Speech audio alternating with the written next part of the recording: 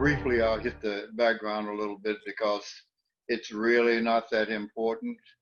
Uh, and I say that because uh, who I am now is much more important. And I say the other thing because it simply informs people where they can come from.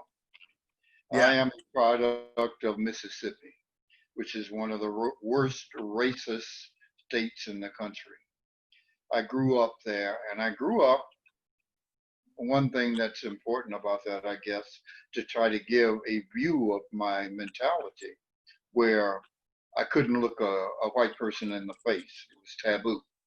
So when you talked to them, you had to look down. Mm. My grandmother, being the loving person that she is, taught me to be aware of my circumstances. And when you're talking to a little kid, I think I was with my grandmother from the time I was a year and a half. You're talking to a little kid, that instills fear. I've seen people lynched, brutalized. And one of my neighbors was, well, he was kidnapped and taken to a farm and plowed like a horse in the fields. And when he broke down from that, they tied him to the back of a pickup truck and drug him up and down the highway out in front of the black neighborhoods. Well, of course, nothing was done about that. This was just part of the course. So I grew up with this fear until about the time of puberty. And once that energy begins to hit me, I became rageful. So I was angry and I was full of hatred. Um, Funny thing about hatred, hatred doesn't just affect the thing that you claim that it affects. It's a broad spectrum, and it across the spectrum, how you deal with people is funneled through this hatred and this anger, this sense of insecurity, fear. So you are constantly living with these things all the time. You can't trust anyone. You Mm. can't love anyone because you can't trust anyone. So that was the person that I became because of my circumstances. Um, this went on for over 30 years. I got to a point where I would just as soon fight you or kill you as look at you. I was that angry. It is to say that anyone, regardless of your mental status, can overcome it if you just do the right things. If you do the right things at the right time, it works out. I had the thing that kindled this whole thing in me was breaking up with a woman. Mm-hmm. That started it. That started the energy flowing. That started the anger. And that brought up all these other things. For the first time in my life, I did. For the first time in my life, I asked myself a real question. Not that I had not asked questions before. The questions I'd asked before, somewhere inside of me, I wanted the answer that I wanted. Mm-hmm. I wanted the answer that would keep me going the way I was going. That's why I say this for the first time was asking a question when I wanted to know the answer. So the question was real. When I asked the question, I got a real answer. And that started this process. Mm. Yeah, it seems like the pain forced the real question, right? That like, Yes. Mm-hmm. because it's interesting that sometimes the end of a relationship, if you're sort of already filled with enough pain, can feel like the end of the world. Yes. or like almost like it was sort of your near-death experience. Yes. Was yeah. Yes. It seemed that way, and it seemed that way because I was already feeling pretty insecure, pretty angry, and when that happened, I couldn't I couldn't do anything with that rage because there was a rage toward her. Well, it was directed toward her, but it wasn't her. It was all the things that led up to that moment. Mm. And when you are hurt, people want to hurt people. I wanted to hurt her. I wanted to hurt someone. I wanted to hurt anyone, but there was no one in reach. So incidentally, I went to an old girlfriend's house. She was going to work, so she said, "Why don't you just stay here until I get back?" So she left me alone. Once again, there was no place to put this anger. Mm. Now, we can think of that in a couple of ways. That anger is nothing more than dammed up energy. The important thing was I didn't have someone else to put it on. So that energy had to go into the question. That energy, once I surrendered, that energy moved up. And that is the thing that one of the things that helps us is when the energy moves up from the base center all the way up and out the top of the head. When I did that, when I surrendered and relaxed, that's what happened. So I was able to hear the answers because I had surrendered all the other stuff. I didn't know. For the first time, I said, I don't know what the answer is. Why is my life the way it is? And something weird happened. A voice said, because you're an asshole.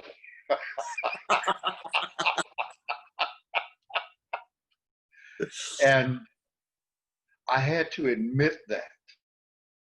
Mm. Admit that it was something I had known all my life, that I had blamed everything else for my situation.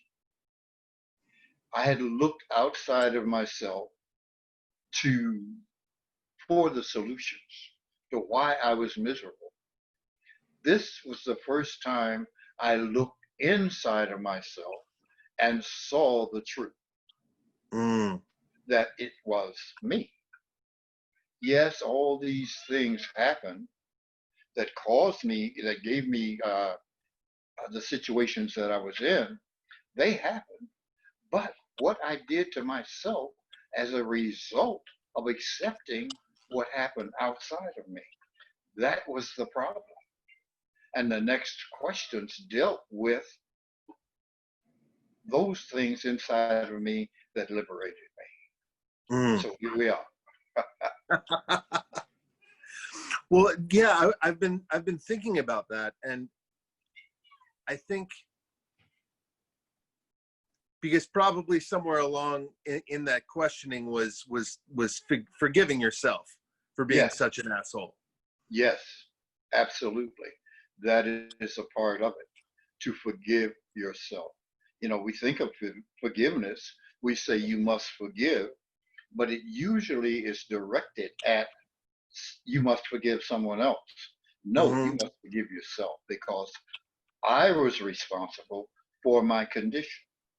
Yes, other things happened beyond my control, but I was responsible for what I did inside. I was responsible for not allowing the energy to move so that that rage that was there set in. I was responsible for taking the word of a society. Yes, the society was much larger than I am. The society was as large as America, Mm-hmm. the racism and that kind of behavior. You can say a child couldn't face that. Well, maybe yes, maybe no. I'm reminded of the story of one of India's saints, I think Patanjali or something like that, who arrived at 16 years old. So it's a matter of making the right decision at the right time under the correct circumstances. Learning, this is what I did. I could forgive myself for doing it. I recognized that I had done it, did not blame myself, did not give myself the excuse, well, you were a little kid, what were you to do? Well, that's probably true. But to open and walk through that door, that's irrelevant. What is relevant is that I locked myself inside and the forgiveness. And you could feel the body just relax. You could feel a calm coming over. I could feel that calm. I could feel a feeling of a presence in me and something to the depth that I had never experienced before. Full change. Something else very weird happened at that point. This light began to shine. It's like, okay, you've really done it this time. There's this light coming from nowhere. And I realized that the light was inside of me. And the more questions that I asked and accepted the answers, the greater the light shone. Finally, my question was, what is the solution to all the world's problems? And the answer came back like you couldn't imagine. The energy and the light, love. One simple word, love. With that, everything opened up in me what it means to love. What does it really mean? I thought I knew. Had you told me a half an hour before, you don't know what love means, I would have said you were a lie, because I just was so in love and my heart was so broken. I love, no. I understood. And from that moment on, the world opened up. And I understood what it meant is that now, if you pay attention, there are no questions, there are only answers. Knowledge is everywhere in this world. Everywhere I looked, I saw something new and beautiful. And I cried a lot.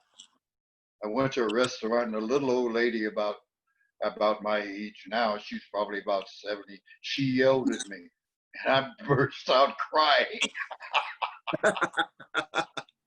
I think I wanted some oatmeal and I couldn't get out oatmeal. And she, what do you want? And, oh, boo. Very sensitive and laid open wide and understanding that I had to stay with what I thought at first was a wound, but it was merely a break in the persona that allowed my true self to come through. And at that point, being a big psychology major at that time, the definition of persona came through: mask or false face. That's what it means. And I carried that around all those years. I was a big psychology guy, I never really thought about it. The depth of the meaning of that let me know, what you are is behind what you think you are. What you are looking at when you talk about yourself, you're looking at the back of a belief system. It blinds you. You're actually looking at the system. You're actually believing the hype. You're actually believing the sentences and the energy that you form. I say to people now, that man that walked in that room did not walk out. That man that walked in that room died that night. Now, I don't mean the physical body. I Mhm. mean by all the definitions of what I am, of what we are. And after that night, I decided I'd take a trip around the world to find out if what I knew to be true were true for all people. It was. We're all full of crap.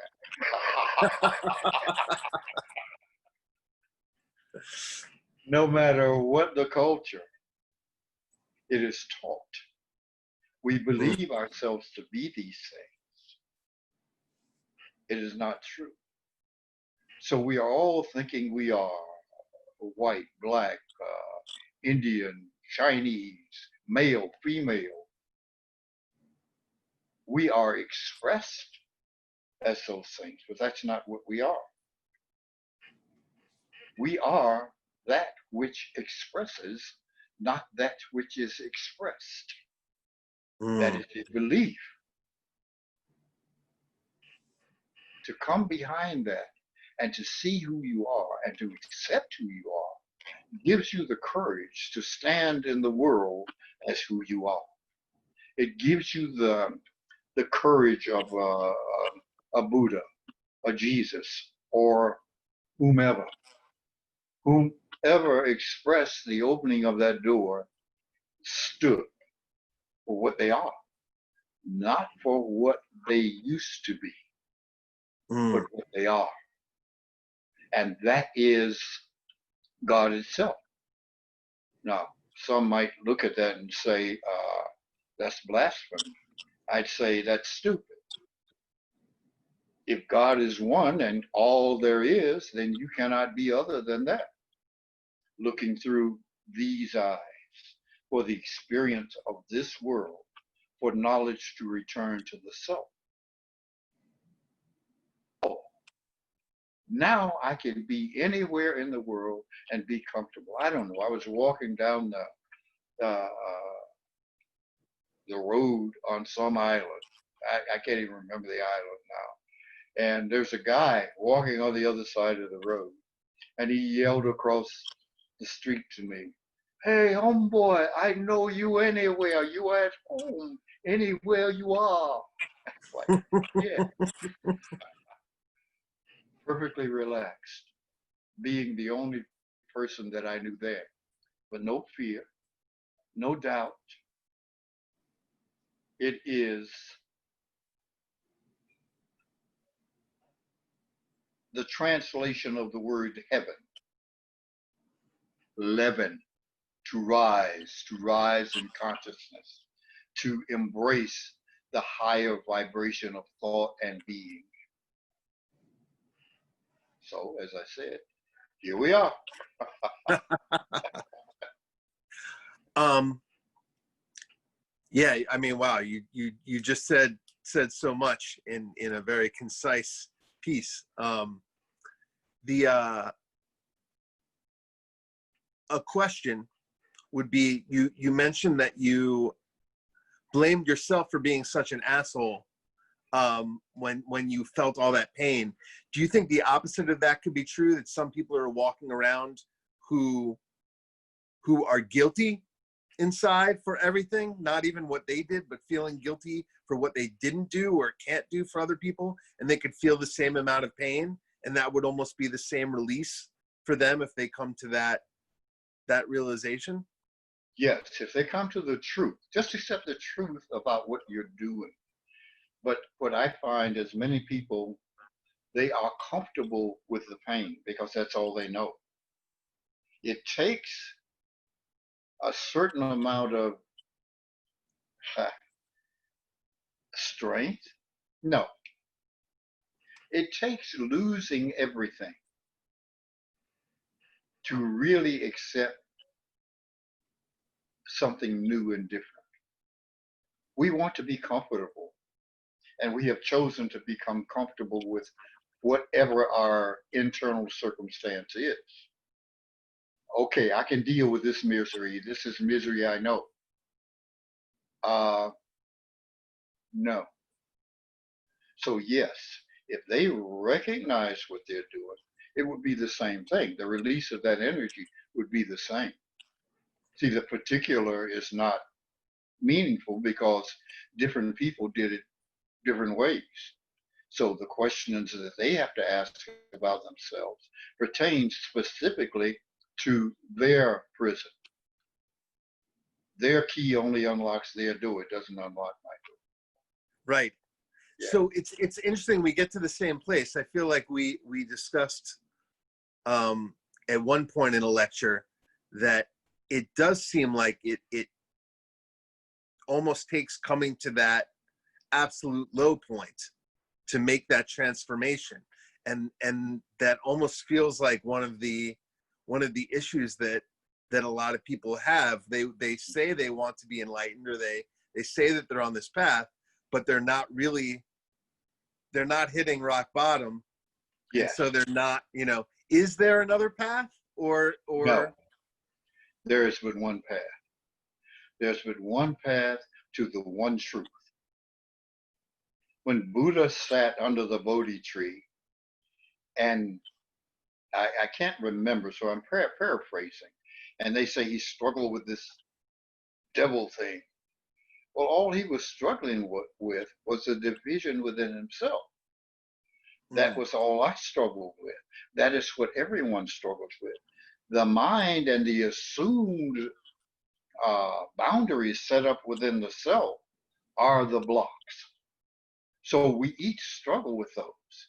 I remember the story of, I believe it was Jesus at Gethsemane, looking down on the town, and the devil appeared to him.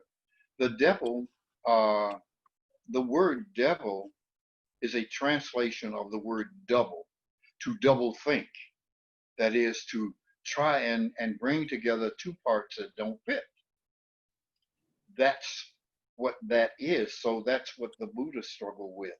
That is what Jesus struggled with, looking down in the city and looking at the lights and thinking, oh man, with the power I've got, I could go down there and I could run this thing. Mm-hmm. But no, you can't do that. Okay. So he had to come to the end. That end came to him in suffering on the cross. That bottom line, when he says, it is done. He was not talking about his physical death. He was talking about the letting go of the final block. Now, let me say this to you. Here's what we do as people. We think we've come to as low as we can go when we feel, oh man, oh, I just don't know. I'm as low as I can go. No. You've got to go past that last belief that you are as low as you can go. Because you've got to come to the truth about yourself. And the truth about yourself doesn't embrace all that negativity. That's a negative attitude about where you are. You see, when you lose all that, if you look and stop looking at the loss, you will see what you found. And what you found is greater than you could imagine. What you found is you. What you have found is the entire,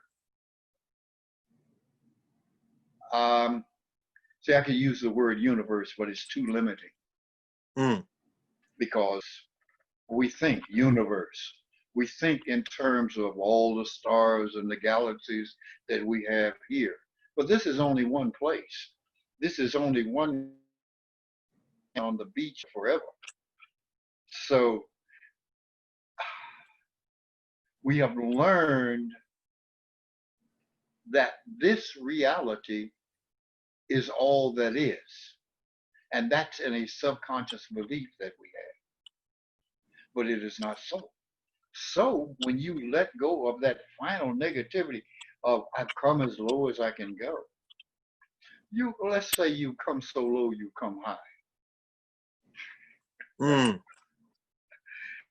You come to the truth about what you are. And what you are feels good. What you are good isn't even the word. Well, maybe so. Maybe it is the word. When we take the ED off and one of the O's out, we feel God. We feel the whole truth. Mm. The mask has been eliminated. So we are afraid to go that step. That's why you have to go as low as you can go. Can you say again what was eliminated? The audio got weird for a second. The block or the Ah, belief, that negative block of belief, oh, this is terrible. No, it's grand, it's wonderful, but you have to go beyond that. so is one of the things that's holding us back, the Buddha called it attachment, right? But Yes, also, you mentioned, that the answer to everything being love. One of the things I've been coming to has been that, almost everything that we experience in the regular world is conditional love. yes, And we're so attached to that conditional yes, love with our parents, with our siblings, with our significant other, with our children. I mean, hopefully with children, maybe is where we touch a little bit of a natural unconditional love. But and is that part of the hitting bottom is that realizing you have to let go of all conditional love to embrace the unconditional love? yes. Well, to put it in a nutshell and to make the process much simpler, you have to let go of everything you think you know. Right. Everything you think you know, and some things that you don't know that you think you know. See, a part of conditional love comes from having been born helpless and into a family. All right. So it says, you love me if you hold me. Mm-hmm. It says, you love me if you feed me. That gets mixed in with the truth of love.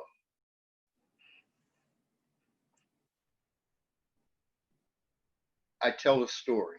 Now, this is just a story. It's about a truth that limited words can express. In the beginning, the mother god slept.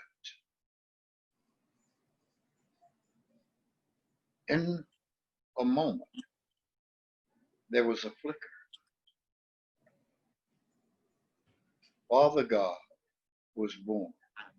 Something happened in Mother God. Instantly,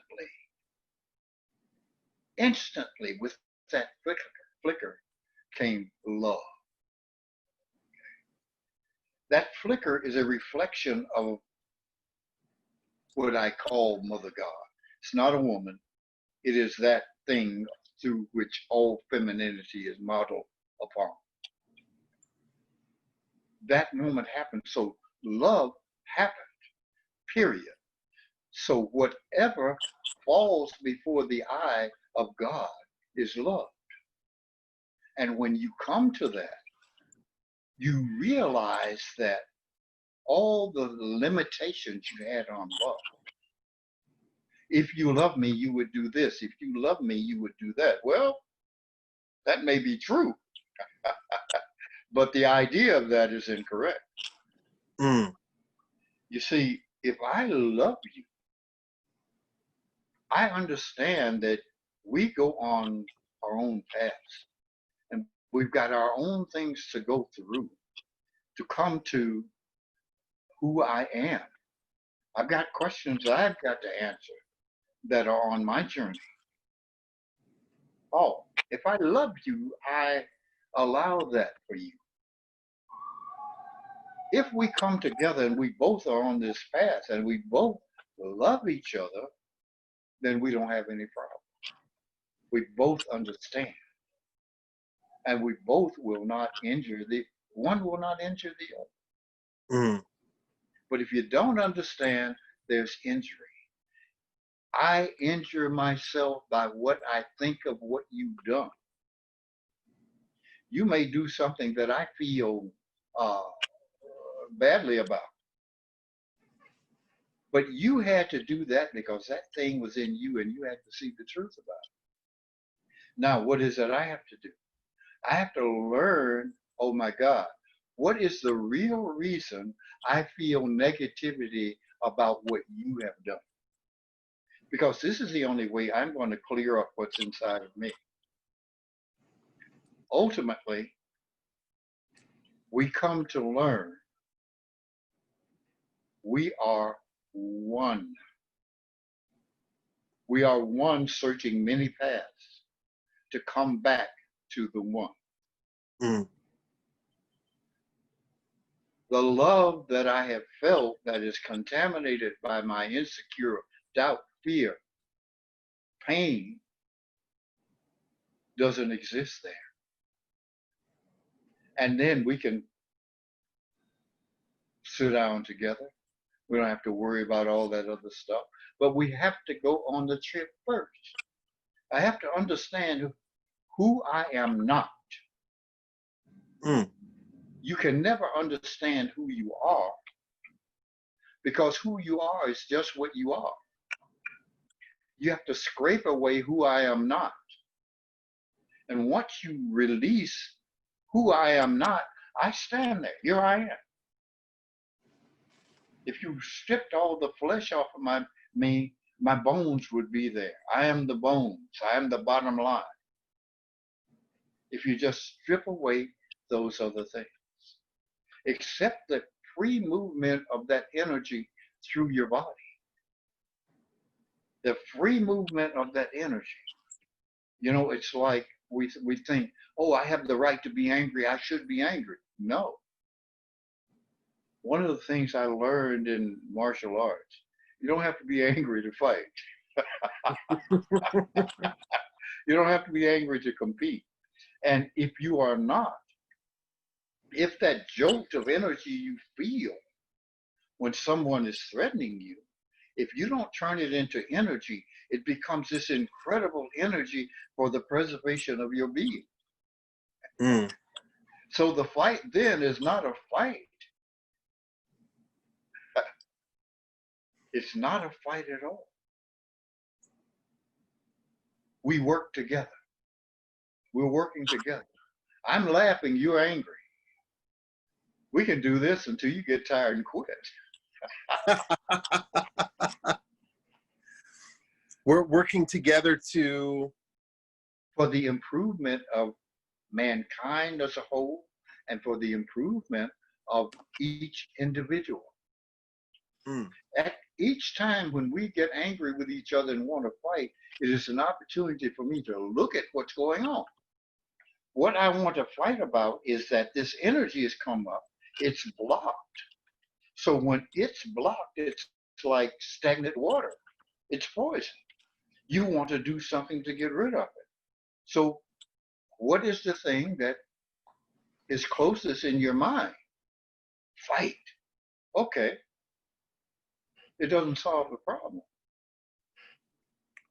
If that energy is flowing, you do whatever you can to avoid that fight.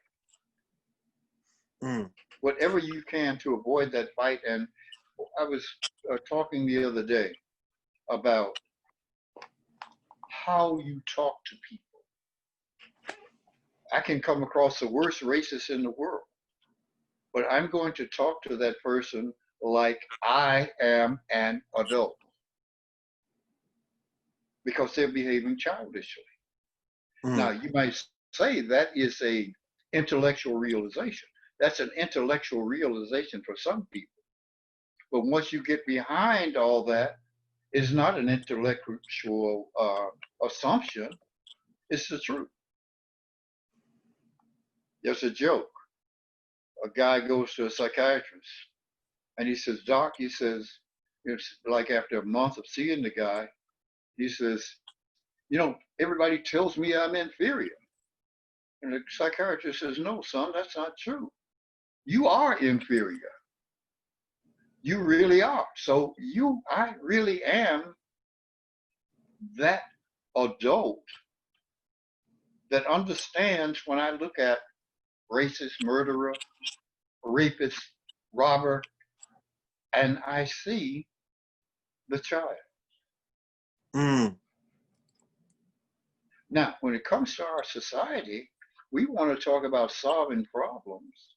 We've got to understand that about what we see about other human beings. But if we are just like them, if we are just as violent, if we are just as stupid, we act like another child.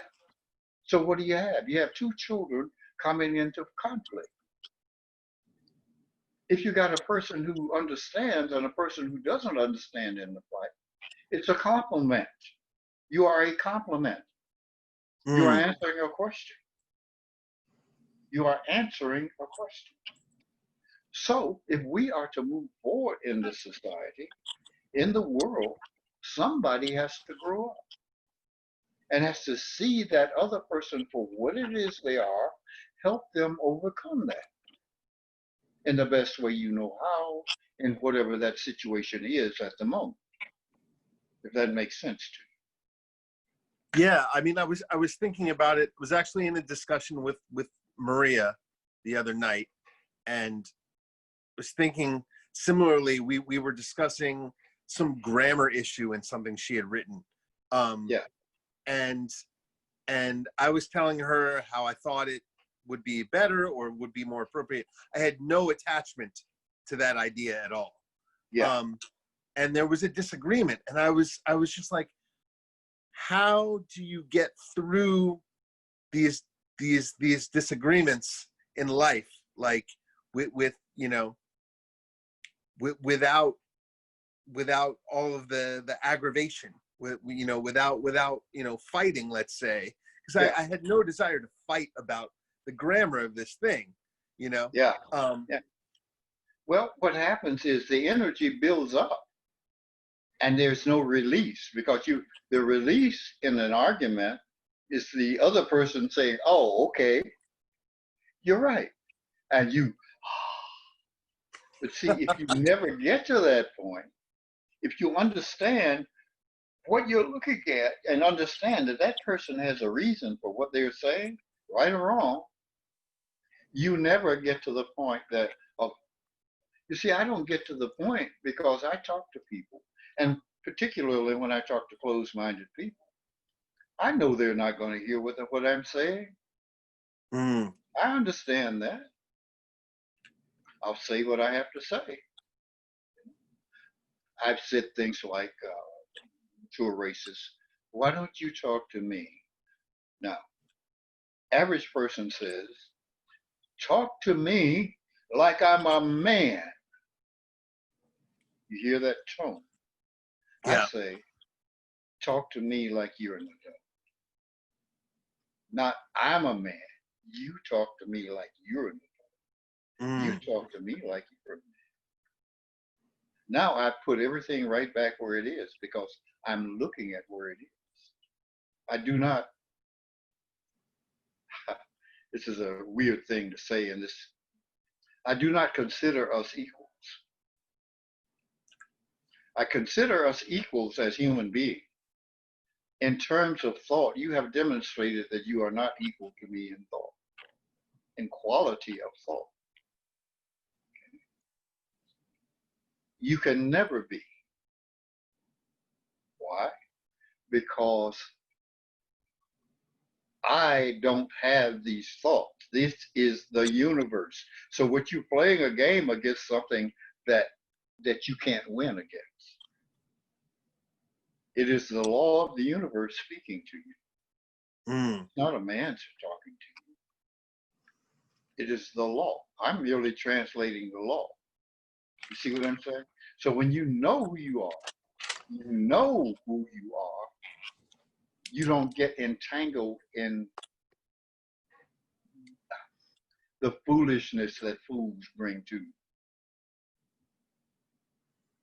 So sort of, yeah, know who you are, know who you're talking to, and argue in good faith, right? Which is to try to understand, to try to be listening, to try to understand what the other person is saying, Yeah. whether or not they're making a whole lot of sense, but at least you know you're making that effort.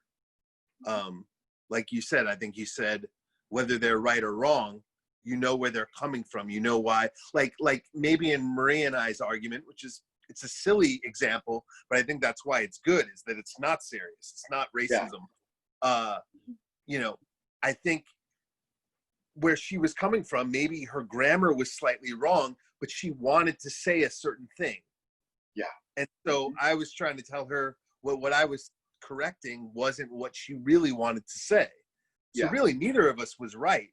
I needed to come up with a better translation, maybe, and she needed to recognize that what she was saying wasn't correct. But there's another.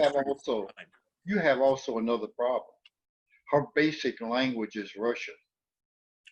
Okay. Yeah. And not only that gives us a difference in perception. It's slightly off, slightly different. So now we got another, in using these words, we've got another barrier we've got to overcome. Mm-hmm. So it's at some point like that, you say what you have to say, and that's it. I understand you. I understand others. Why? Because that was me. What I recognized when the voice said what it did, it's like, okay, I recognize all my stuff. Therefore, I recognize the mind of man. That is that linear thought process. That is that pairing that happens in the neurons in the brain. I understand the difference between having thought and thinking. Mm. I know what I see because that was me. I know what it is to have problems with a word because I'm a black man raised in Mississippi in inferior school systems. I spoke altogether differently. If you heard me speak the way I spoke then, you'd be, what the hell is he saying? Okay, so I understand making that jump to speaking English. Mm-hmm.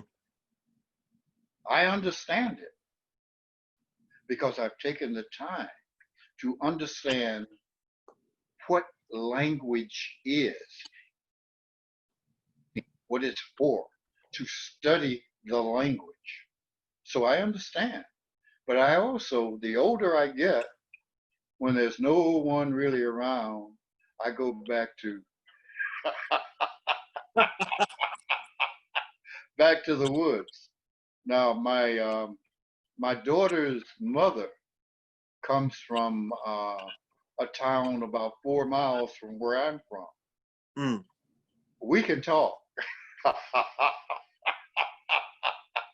We know what's being said. So it's like speaking another language. There's a real beauty in that, right? Oh yes. There's no difference in one language and another because they are for the same reason. Now, what you find in that language, you find a rhythm. The rhythm carries meaning as well as inflection and that kind of thing in English. And so it is a beautiful flow. I was talking to one of the persons in the group who is he played a lot of music, and we were talking about and what's his name, blues player with the cowboy hats, died in a plane crash. Hell of a guitar player. Gabe Mouth Brown? Hmm? No. No, Clarence Gate, Miles Brown. A white kid. Oh, Stevie Ray Vaughan. Ray Vaughan, yeah. We're talking about Yeah. Stevie Ray Vaughan. He said, "Oh man, Stevie Ray Vaughan plays the blues." And I said, "No, Stevie Ray Vaughan does not play the blues. He plays a kind, because when you there's something about that down in the dirt sound of that guitar and the sound in that voice, that and the rhythm of that voice can only come from that down in the dirt, dirty Mississippi screen wire playing on a cigar box sound. Not saying that Stevie Ray Vaughan is, I think, man, Stevie Ray and Slow Hand, and it's like, yeah, wow, man, I love it. But it's not that. That is the original. Well, it's I mean, with them, it's a whole, you can trace the whole lineage. Like there's that Robert Johnson documentary on Netflix now that's pretty good. I don't know if you've seen it. So like Devil at the Crossroads or something. Yeah. But it sort of traces a lot of that early, the early Mississippi, single string to guitar, and then talks about, you had your Muddy Waters who grew up in that, but then moved to Chicago, right? And then that all became an urban electric, him Exactly. and Howlin' Wolf and those cats. And then that also morphed later on. And then you had, Texas guys and some white guys, whether it was in London like Clapton or Stevie, and those guys took, almost you talk about the down in the dirt of the Mississippi. It's almost like at every level they kept just taking the higher level of it, and developing. Stevie's got very intricate melodies and rhythms, but there's a loss of the really down in the dirt part of it. There's a woman here, a black woman, who she got a band, and she was going to sing the blues. She had an operatic voice, and it was, "I have the blues." No, you don't. Yeah. She is as far removed. It's and this is not peculiar only to race that I'm about to say. It's peculiar being and not being. I watched Guess Who's Coming to Dinner the other night. Sidney Poitier says to Spencer Tracy, "You can do the Watusi, the dance, the Watusi. Yeah. But I am the Watusi." Difference. This woman, even though she's black, raised in Chicago, rich, well-to-do, she's not a Watusi.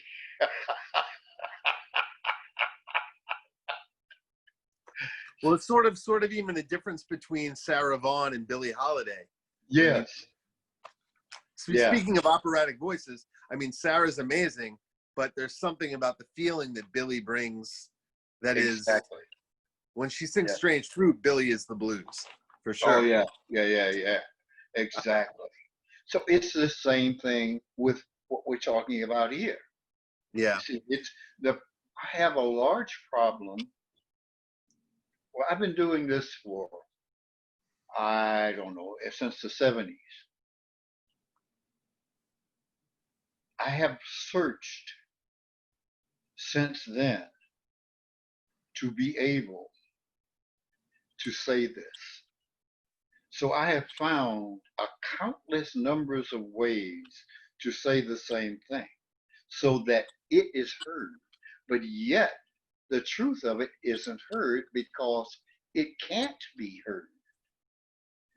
That's why I say, I'm not going to tell you what to do. I mean, there are things in Buddhism and Christian, all those things that tell you to behave this way.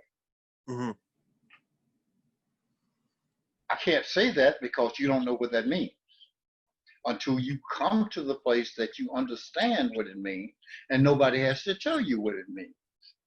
Because now you are the Watusi. You're not doing the Watusi. That's why I say, I'm going to not tell you what to do. I'm going to tell you what to do to understand what you do. That's my whole, the way I look at things. I am constantly teaching, do this, look this way, do this. Now, when the moment comes and that person recognizes, I had someone call me the other night who was trying to go to sleep, couldn't go to sleep, laying there in the dark, stretched out one hand, then stretched out the other hand, and the hands touched. A spark happened in the brain. You have just touched the hand of God. Now you know. See what I mean? But that hadn't come there had they not done the work that they were supposed to do to provide themselves with that moment where that persona cracked and there was the truth.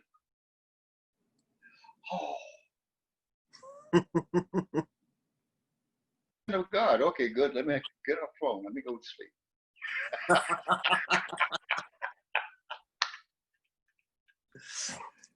So it is about, I've seen so many people tell other people what to think. That's why I tell you, I don't know right and wrong. I know what is conducive and what is not conducive. That's all I know. So I can't answer your question for you. What should I do? Some people come to me like I'm a fortune teller. You know, go see, what was that lady's name? The Jamaican lady? Cleo. Yeah. If you want your fortune read, because I can't tell you that. I take that from you. I'm taking away something from your humanity. I'm taking away from you the opportunity to learn and grow from your mistakes.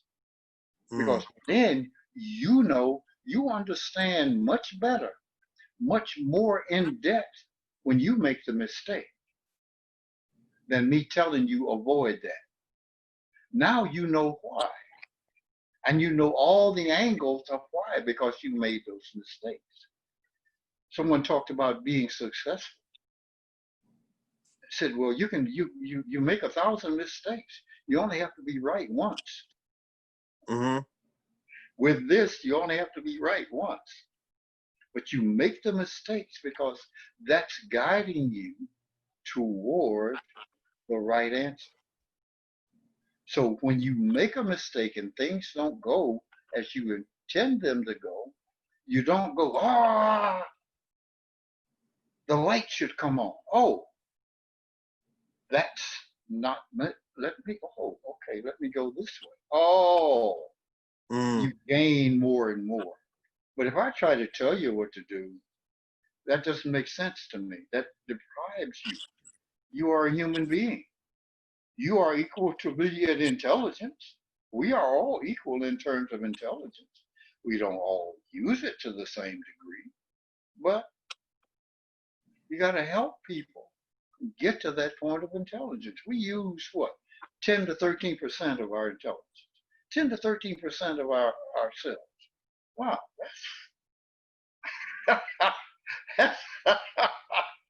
that's not a whole lot. You know, I'm looking at the marches. I'm looking at people's reactions to each other. I'm looking at these marches and man, the light is coming through. But then I see the darkness come through. When somebody says, yeah, let's take, for instance, Black Lives Matter. When they look and they see a white person saying that in March, yeah, but you should have done this 10 years ago. That's stupid. No, you did it now. Now is the opportunity. Now is the point where you move forward. You're trying to move backward into something that you can never touch again. Not only that, but you make an enemy because you have to relate to human beings. Human beings have feelings, have emotions. I'm not saying emotions are right. Matter of fact, I'm saying, but they respond to those emotions. You might be making an enemy because that person said, well, you know, I did what I did. Now, the hell with you. You know, I don't have to put up with this.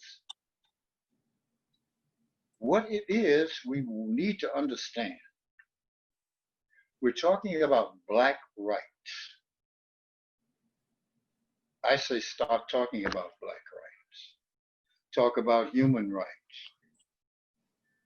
Don't, you know, it's happening to black people. But when you talk to others, you're talking about upholding an idea at this point of America. Mm. You're talking about upholding that Constitution. You can't talk to them about the oneness in God. They don't know. They don't care. They got their idea, their own idea about who God is. You know, God is like me. Jesus is this white guy with blonde hair and blue eyes that came from Africa. You know, Right. you know, it's irrelevant. But and Buddha was like this, and this guy was like this. Well, so we can't base it on that. That's too far out. We got to base it on the thing that's closest to us, and that is politically, the Constitution. Some may say we may come across as politically correct. We have to see where humanity is. Right now, we're not in a group, okay? We're coming through a little bit. So you have to come where they are and move forward. I have to come where you are, okay? I have to say, am I not a human being? Well, why are you talking about black rights? What we're talking about is your violation of the law. That's what we have to talk about. There's no such thing as black rights or brown rights or yellow rights or short rights or fat gay rights. There are human rights. And when we talk black, brown, yellow, we are separating. Right. Now, I will say this to you as a person who looks white to me. I wouldn't say that out in the street.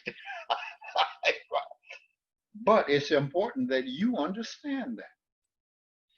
But also understand where you are and what you have to do. You're not going to pull anybody forward. You have to encourage people to come forward because they're people. You don't come out and create a problem to solve a problem. You do what's right to solve that problem.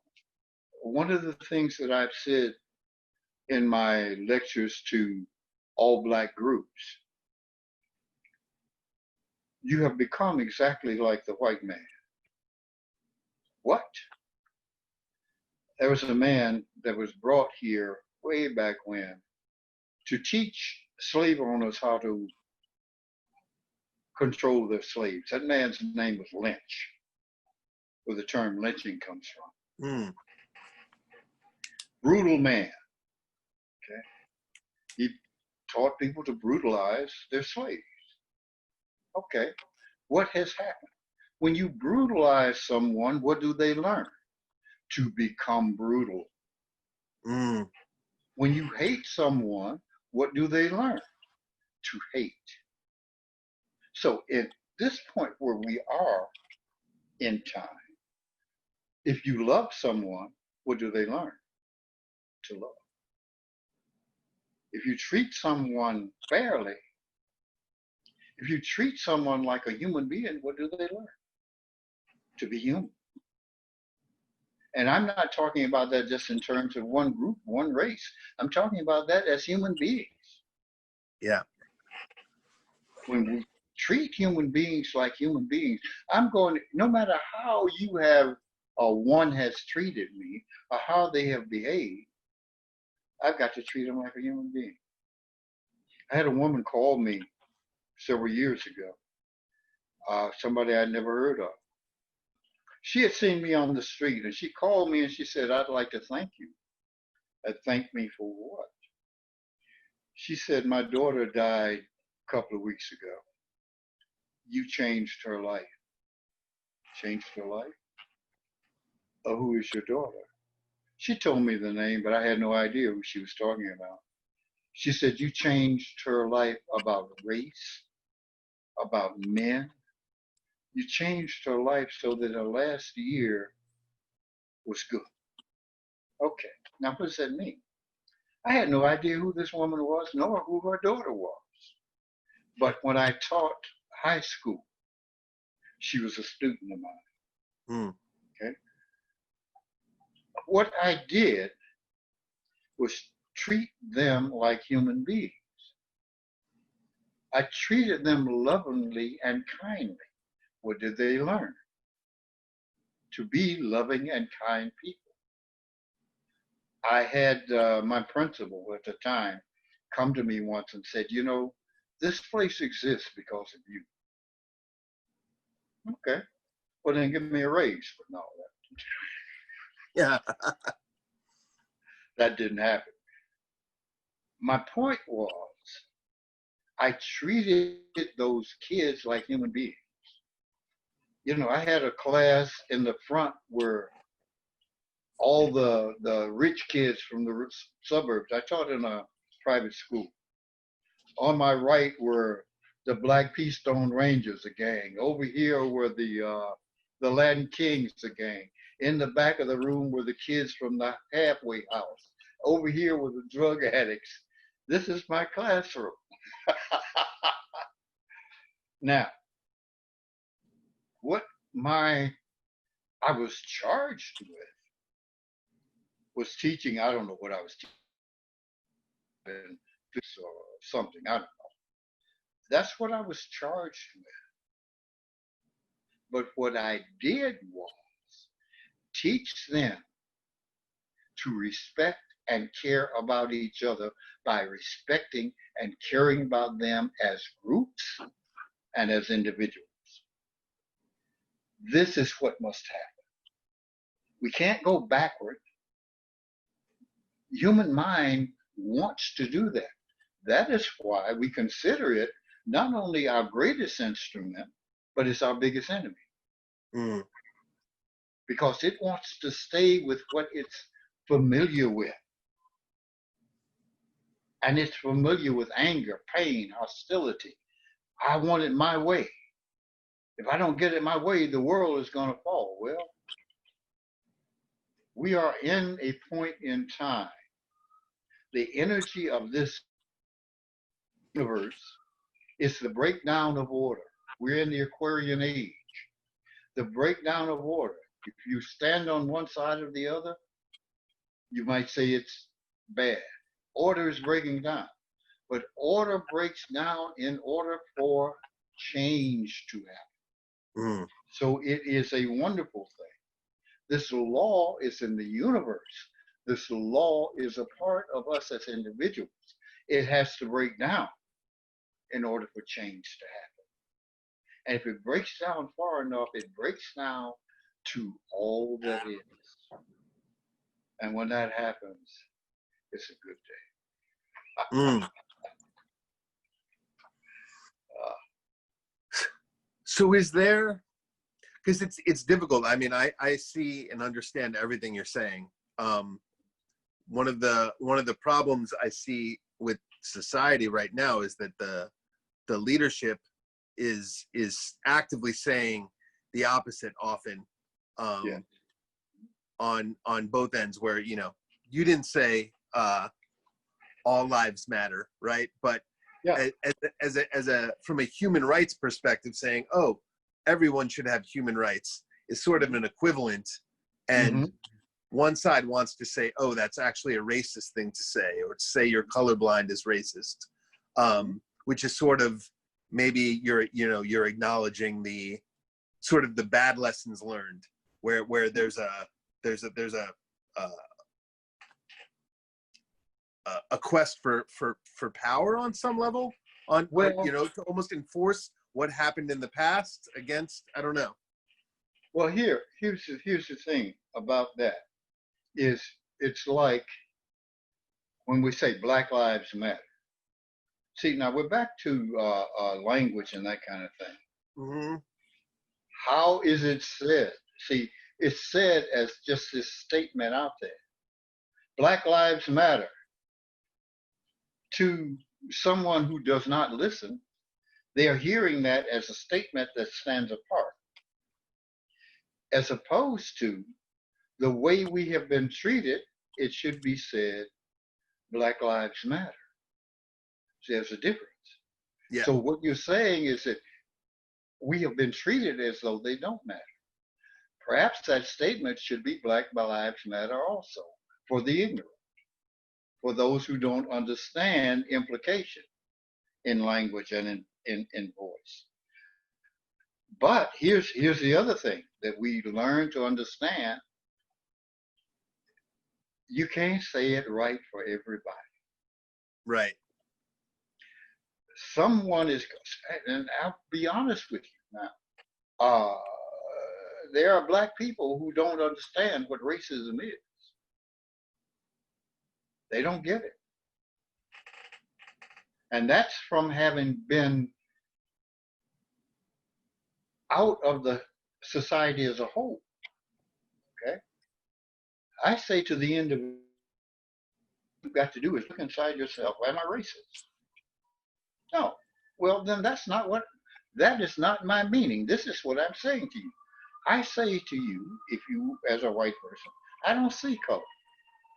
I'm not going to say you got to see who I am. Of course you see who you see this. That's not what you're saying to me. Right. As one human being to another human being, not a black human being to a white human being. I understand the human condition. You're saying, I don't see all that. Okay. Now you got to be on walking on eggshells to watch what you say. Mm-hmm. I'm going to say, if you're talking to me, don't watch what you say. Say what's on your mind. We will talk it out. We will talk about it because we're human beings. I'm not sensitive about being black. I'm not. I'm a man. I am a human being. I am God itself. Now, let's talk about it. You don't have to worry about hurting my feelings because we are going, the object is to solve the problem. That's the object. The object is not for us to have an argument. What are we going to do to solve this problem? Okay. When you say all lives matter, of course, we all know that. But we're saying Black Lives Matter because we have been pulled out of the mainstream of life. Someone once asked me, well, why do they have black colleges? Because you guys wouldn't let us in yours. You know, it's just simple. Well, Yeah. why don't you disband them? Why? You got white kids going to black colleges now. Surprised the hell out of me. I hadn't been to Mississippi in a long time. I think one of the problems, I mean, once again, everything you say is absolutely on point. I think one of the issues is that, you know, there is a lack of nuance in any of the discussion, you know? Yeah. Like when you say, oh, you should understand the implication Black Lives Matter also, or, you know, the implication of all lives matter, including Black lives, or whatever these implications are. Now we have this cultural civil war happening, obviously. And I just wonder if, and as you say, the chaos and the breakdown in order, and I wonder if there is a larger, if that amount of pain that people are dealing with is causing sort of that crack in the eggshell, that maybe they're going to be ready to open up to a new paradigm of seeing things. And if there is a non-nuanced message that we can start inserting out there, that, you know. Well, what we can do is be the truth. That's what we can do. Now, in terms of the breakdown of order, this place where we are, called Earth, goes through a series of energy changes. Okay? The energy changes, I don't know, every 12,000 years, whatever that is. We have now the breakdown of order, what they call the Aquarian energy, because it's wave energy. It's not water as people think, which is able to penetrate anything, but we have a balance. And that balance is the Leo energy, the father energy, So what we are having here is a struggle right now to determine whether intelligence ultimately will win, or whether that father energy is going to have to become dictatorships around the world to maintain things. But see, this energy is not just the energy of human beings. When you don't understand, you become a victim of this energy. That's why everything breaks down.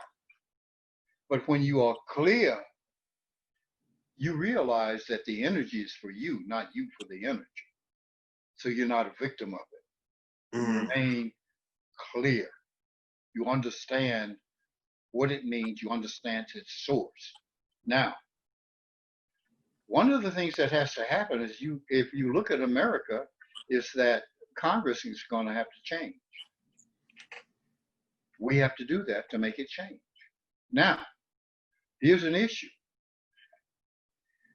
We're only going to move a few inches. That is our nature as human beings. It takes too much to go all the way to the truth. I say it doesn't, but I look at what's going on and I say, obviously it does. It takes more than people are willing to give. We have to be willing to give it all. We have to be willing to die. That night, I was willing to die. As a matter of fact, I didn't say the part where I had the gun. I was ready to blow my brains out that night. I was ready to die. I had nowhere else to go. That lie of who I was always a safe haven to go to. I had nowhere to go. I wanted to know the truth. Is this it? Is this it? Well, because I asked that question. I said, this can't be it. I look at myself, I look at what I am, and something inside me told me, you're greater than what you think you are. It can't be it for me. When I die, it can't be all over. Now, whether I'm going to heaven or hell, I don't know about that, but I know it can't be over for me when I die. The energy. It gave me all the answers that I needed. And me with those answers that I need. Anytime I have a question, what do I do about this? The answer is there. I am still here. I don't know. I've had, I don't know, 4 or 5 heart attacks, the spinal surgery, cancer, that stuff, that poison they give you to kill the cancer, what is it, chemo? Chemo, yeah. And that's just in the last, I don't know, few years. I'm still here. And my point to those people who are around me, I don't make this point to others who are outside, to say, my group. I do that. I am here because I'm making a point. I'm demonstrating the use of energy and focus of energy. That is what I'm demonstrating. I'm saying, look at this. I know you can't see it as clearly as you need to see it, but do this so that your eyes become a little more clear. You see how you create your reality, how you, that is a part of the teaching. I hesitate, it's weird, my teaching, because it's not my teaching, it's just an expression of what is. To say your life literally is in your hands. Whether you live or die to a point is in your hands. That night laying on that day, lying on that table, looking down at those people opening my body up, knowing I had a choice. I looked around, and there was a woman in the group at that time. Her name was Mariah. And that song always went through my head. They call the wind Mariah. I saw her sitting by my bedside, and she was crying. And it's like that thing of helping arose in me again. And I knew what the answer was between life and death. It was like I've still got, and I think a whole bunch of the people from New York were out in the park here in Chicago. And I mean, I lived on my reputation on all those people at that hospital for years. And I knew what the difference in life and death was. And that difference is in every human being. Now, we look at that and say, well, oh my God, that's impossible. No, it's not. The answers are all right there. Do you want to go and guess them and find out? Or is everyday bullshit what you really want? Okay. You got to pay your price. And the price is what you think you know. Simple as that. You have to take the risk. Just keep living. And you understand. So when you say you create your own reality, is that, how much of that is paradigm, like how you see it, right? Because even in the question that you asked, right, when you were enlightened, it was like almost the opposite. There's the moment where you want to put the gun in your mouth, and then there's the opposite paradigm, which is, wow, this is all wonderful and all possibility, right? On some level. So how much, or is that not correct? No, this sphere of things has its own rules. Now we can do this a couple of ways. By the collective consciousness of man, or by that collective conscious we call God. Okay, it has rules. we join into those rules. And one of those rules is justice. One of those rules of seeing the imperfection, the difference in each of us as we go along our journey in this world. How we exist at different levels in age, different levels in experience,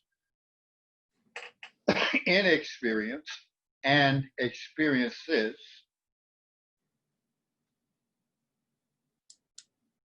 Knowing that we cannot depend upon each other for justice. The law is you create your reality. That way justice is dispensed. You get what you deserve. Mm. In order to find out what that really means, we have to look at what we think and what we do really means. And then we'll see it in our everyday life. So, but that's the way that is. That is a part of the law of the paradigm and the law of that which creates the paradigm for the purpose for which it is intended. And it is intended to be a learning device for God itself. We are each God itself looking through different eyes and with different awareness of ourselves. But all the information of all our experiences is transmitted back to this one thing. We call it God. It is for its growth. It created us to experience and to have growth itself. Mm. So we are that thing having that experience. We are it, yet we are something else, growing into it. Right. We are God growing himself. Exactly. Why? Because God is all there is. There is nothing else. So it's got to use itself. Right. And then so every creation we make that's the creation story, and that's love, right? Is then every spark that we have and create is adding to the love of the universe. Exactly. There are things that I say they are so far out. Generally, it doesn't even pay to talk to people about. Everything that you've ever thought has a life of its own. And guess what? It's looking for you. It's looking for its God. It's looking for its creator. Mm. And when you learn to open up yourself and have that love inside of you, that love goes into your creation as the love of your creator goes into you. And the love of its creator flows into it. So let me reiterate and see if I caught it all. Every thought that we've ever had has some life of its own, and it's looking for God, which is us. And you're it. And you're it, baby. And then the weird part of the equation is you were talking about finding love within us for them to feel. That to find love within us to feed our creations, or how did that work? I don't know if I caught that. That love, you see, as I explained it, Mother God having that recognition, that movement, and instantly love puts you puts you 2 steps removed from the absolute value of the whole thing. Mm. And that love takes you past that into that creator, because that love extends from that creator. So it's like following a tractor beam into the enterprise. Mm. That's the way it works. Is there any And wonder I'm a weird dude? no, I'm with you 100%. I'm with you. I mean, if you want to find a weird dude to have those conversations with, I'm all for it. So, and every time you say love like that, we're speaking of unconditional love. Yes. Mm-hmm. The purity of love. Yeah. God the Son. You know, we like to say Jesus was the Son of God. Well, if you look at the word means Jesus. I forget the title now, but it translates the love. So it is the love, not the man, not the physical form. It's Yeah. the love. So it's that pure love that goes right back to God. That's just, you don't love anything, you love everything, because your love does not depend upon the thing. Your love is, because that is a part of the original creation. Your love just is. Now, as we go back into looking at things within us, we're going to find, we go, well, why is that? And the answer is because it is. It just is. Mm. That was the way it was created. Somebody said, why is it we have to die? Well, what makes you think dying is bad? This has to wear out. If you take something and make it form, part of the rules of form is if it begins, it ends. And also, Why? Because it is. how fun would this game be if there were no consequences? Exactly. It would almost be like, oh, you go in and you play a video game, and there's no way to win. You just run around all day, and you can never die, and it's just exactly. So it's got to have parameters. It's got to have limitations to make it a thing. Yes. So we die. We move on. This isn't the only grain of sand on the beach. There are countless others. There are others that make absolutely no sense in terms of this. Makes absolute sense in terms of what they are. And these are things you learn and you grow and you learn and you grow, and you're creating universes as you learn and you grow. You are creating them, and those things that you create are creating them. And on and on and on. And it just gets to be, the only way you can understand it is to be absolutely still and let it be. Let it show you. That's the only way. Is there any technique you suggest to, or exercise rather, to, you know, for the regular people who haven't gotten there, meaning myself, to touch that unconditional love? Is there a, you know, is there anything you recommend?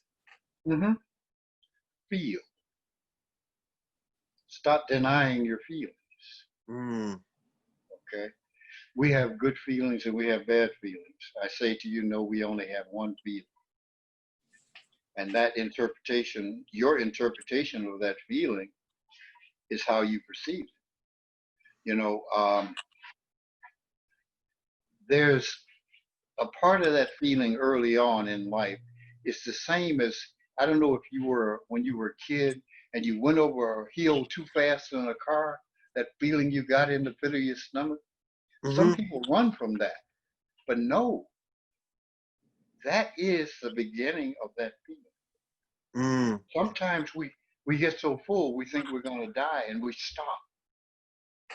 I say die. ahead, die. You'll be all right. You won't. Okay. When I was, I don't know, somewhere around 7, I used to be, and it still is to a certain degree. I used to love movies. And where I came from, they had a double feature every Wednesday and every Saturday, and it cost, I think, 6 cents. And on Saturday they had a double feature and a short. And when I was about 7, this thing used to happen to me all the time, most of my young life, where I would be standing or sitting or doing something, and my mind would stop, and this sound would come, and this light would come, and the feeling I get would be incredible. And information would just be there. And as I was doing it, I realized, man, I don't even care about going to the movies anymore. Oh, I locked my body back up. It went away. Don't take my movies. They'll take my movies. Now, when I was about 12, 13, somewhere in there, that same, these things kept coming to me because I was sitting one day and I was looking out the window when I was, I don't know, 7th, 8th grade, something like that. And I was looking out the window and there was this pond down a little bit from our school. We were kind of on a hill. I could see there. And that happened.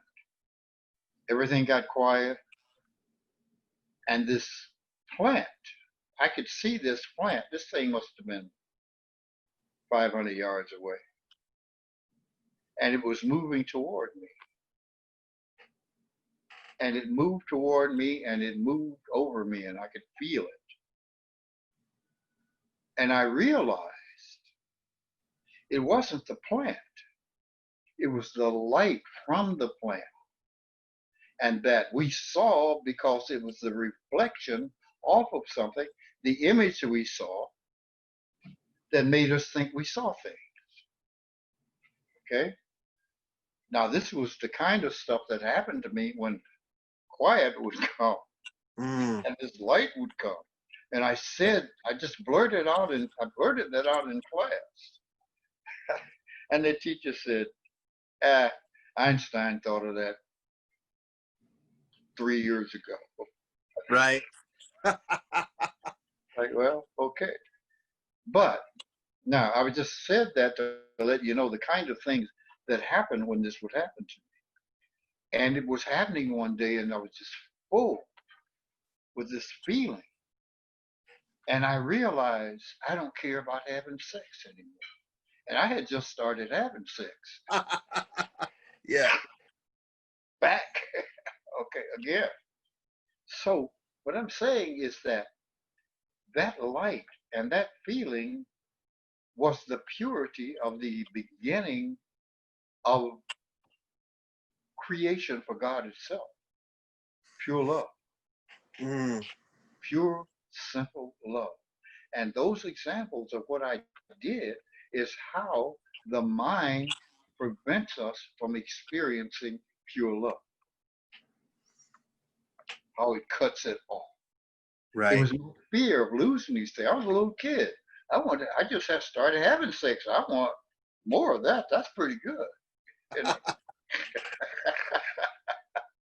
So that is the example. So what I'm saying to you, you have to go back to that root. The way you experience that is to feel. So what you have to do is let go of the things that prevent you from feeling, no matter whether they feel good or not. Your best chance is going to happen by feeling absolutely those things that feel bad to you. Because they feel bad because the energy is not flowing. Once the energy is flowing, you begin to experience it more and more, and you begin to experience it as the pure love or the pure created principle. Mm. So the simple thing, feel. It may not initially seem like, well, it's a good thing to do, but feel. It's the only thing you can do. You are felt by the body. This whole thing is a feeling of uh, touch, feeling. We say sight. Well, sight is light bouncing from something, touching the eye, translating. Smell is small particles of that thing in the air that you touch.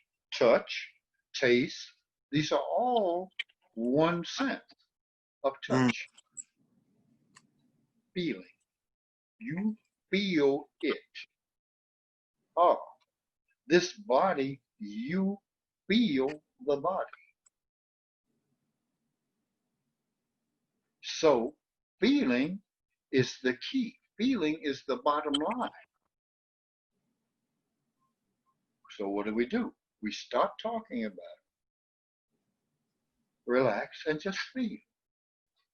If you don't talk about what you don't like to feel, Mm-hmm.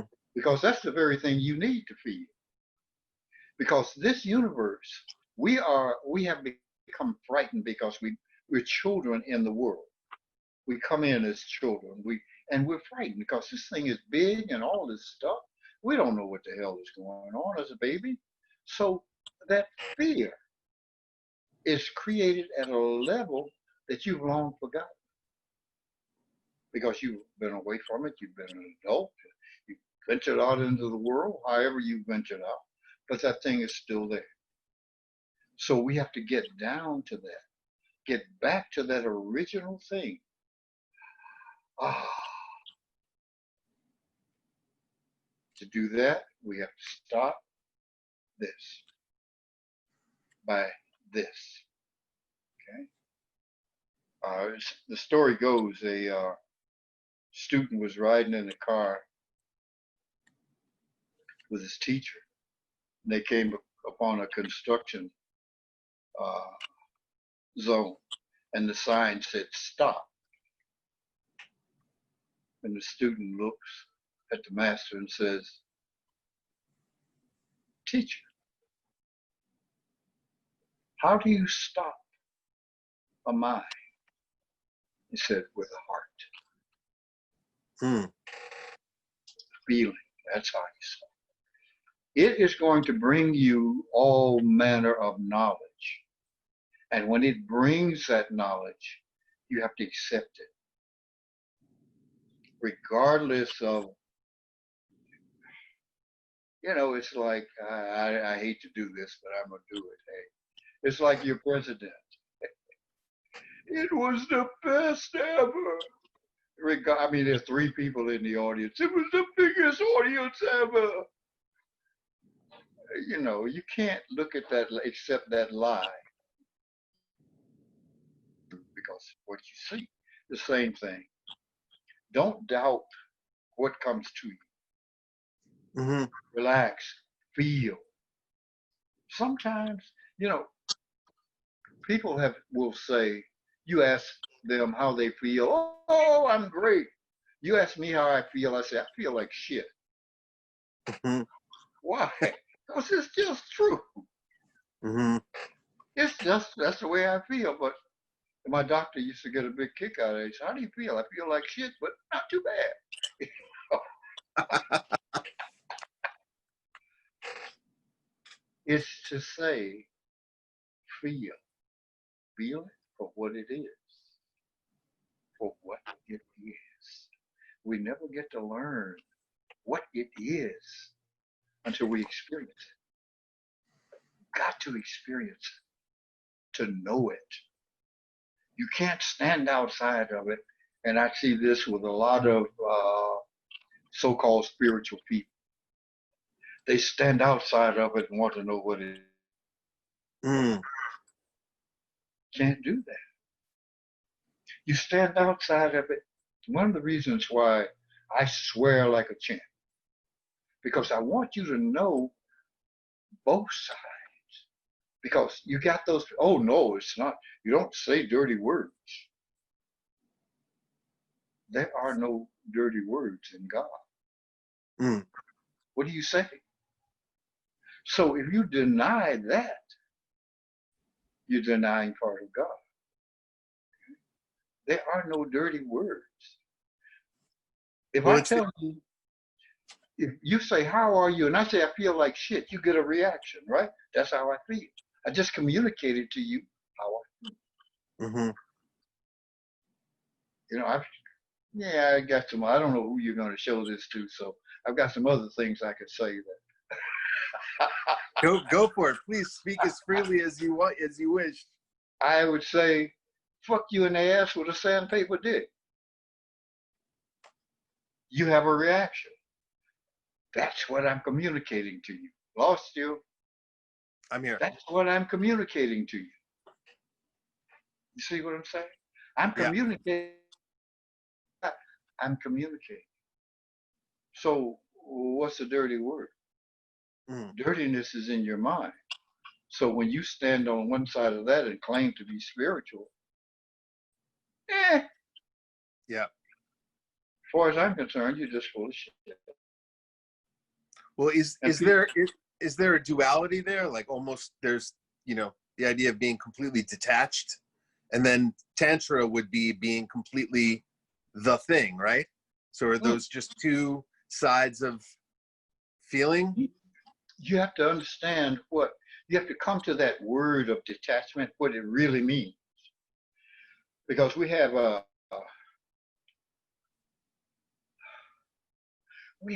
twist on things from the purity of its meaning.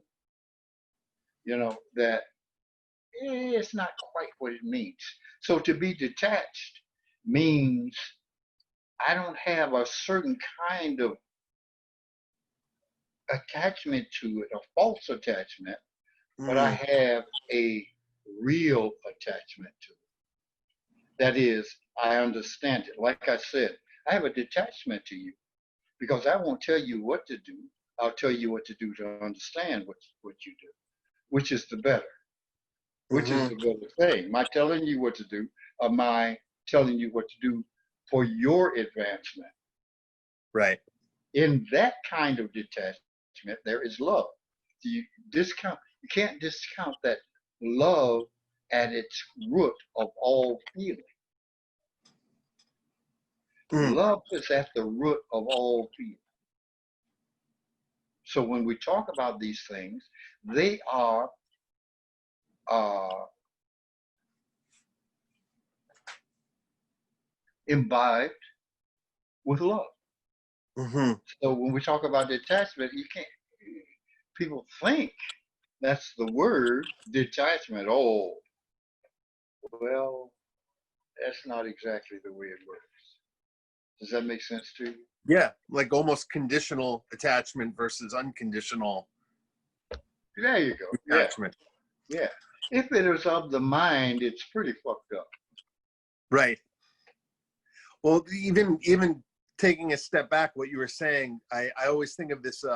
There's a Charles Bukowski poem called, I think it's called Bluebird, and he talks about how he's all tough and fucking whores and drinking whiskey, but he has a small bluebird that he keeps in a cage, and he feeds him, but he only lets him out to sing every once in a while, but then he has to keep him locked away. Uh-huh. And it's sort of, I always think of that poem like it's like sensitive people, a lot of us were sensitive when we were children, and we Yeah, sort of learned to act to not deal with that with yeah. society and with the world. We were taught to lock that bluebird away Mm-hmm. and not to let it out. And you know, that's that feeling, that sensitivity. Like Maria makes fun of me because I will cry sometimes at the smallest things, Yeah. and it's Mm-hmm. and you recognize that feeling that's touching something. So you Mm-hmm. can't really fake that. I mean, you can be an actor and fake crying, but you can't really cry without feeling something, Exactly. you know? Yeah, exactly. I cry at least twice a week, at least, because I watch movies. Mm. I watch movies, and there's stuff going on. It's like, oh man, it's okay. That's the deal. See, one of the things, um, in a way, the old samurai had it right. In a way, I mean, they would engage in a fight, and they'd be, whoa, yeah, man, wow, you know, that's love of life. You know, you Mm. love all the experiences of life. You respond, okay, of all these responses. If you have not been taught, some of them are wrong. Okay, we've taught. Well, let's just say, uh,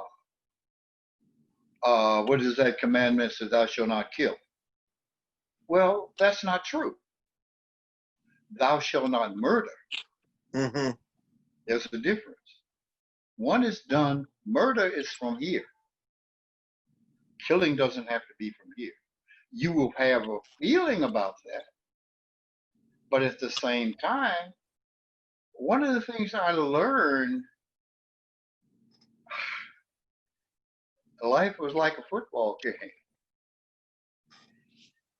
Those close encounters and that kind of thing created a kind of energy in you that was like, wow. And sometimes when you're scuffling for your life, that energy comes up. It's like, this is where the idea of honor and all that crap comes from. Mm. I don't want to do that anymore, but excuse me.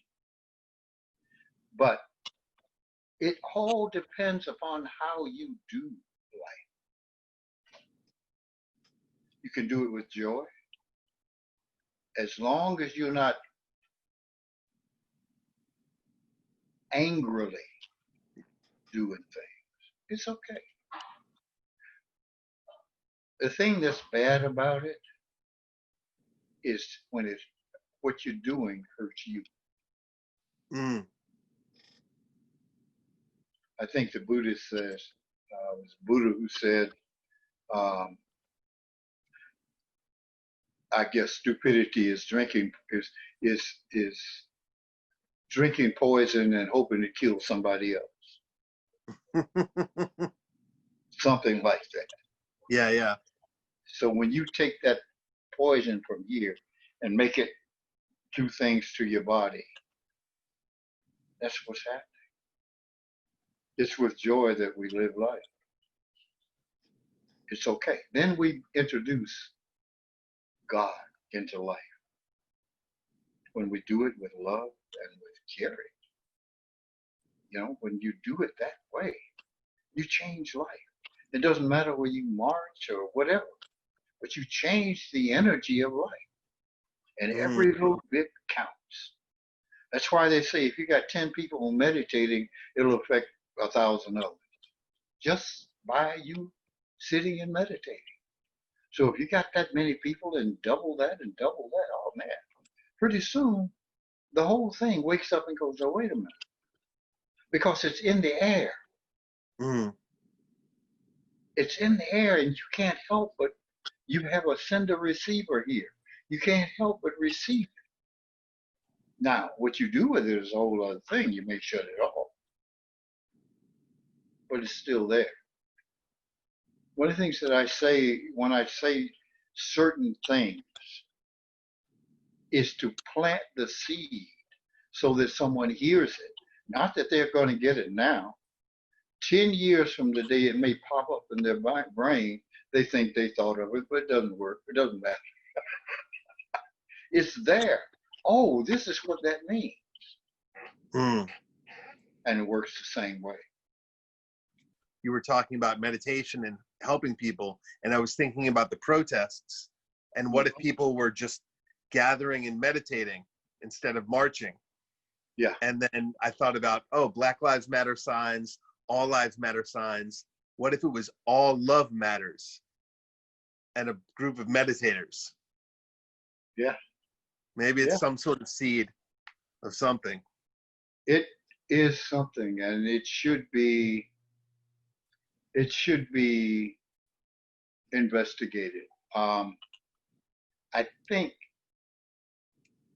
if Or we just, just sorry, go ahead. if I we was going to just say, maybe just see, love matters. Forget all. yeah, Forget, yeah, just, that's it. yeah, that would be in the energy, yes. But if you had a sign that said love matters, you're going to find an idiot that says it doesn't. Well, those will be the interesting people, right? Yeah, yeah. Who comes out? I mean, it's the question. It's also the question, I guess, that MLK and Gandhi asked when they invented nonviolent protest, is who Yeah. comes out against a nonviolent protester? Yeah. Then you sort of know, okay, that person's a problem. Yeah. Take it even another level. You're not even marching. You're not even protesting. You're just sitting, meditating with a sign that says love. Who's Right. going to come out against that? An idiot. They do. I've seen Yeah. it happen. I've seen it happen. I've seen people say, love, man. You remember, I don't know how old you are, but I think it was the 64 convention in Chicago. Mm-hmm. All those people, love, man. What did the Chicago cops do? Beat them in the head. That's when Mayor Daley said, the Chicago cops are not against disorder. We're here to preserve disorder. It's like, yeah, you're right. So all I'm saying is you're always going to find that that element. Mm-hmm. It has to be there. It has to be there in order for this to happen. Rising. It has to. Yeah. So you just take what you can get. Ultimately, in 800 years, you won't recognize the place.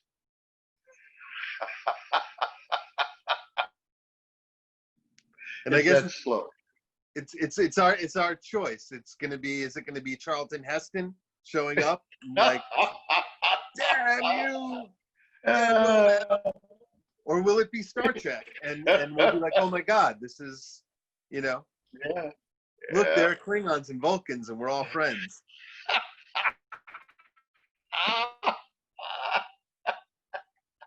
I don't know. Oh man, yeah. All right, that might be a good. I don't want to keep you too long. That was a pretty strong conversation, I think. Good. I hope you got out of it what you need to do what you want.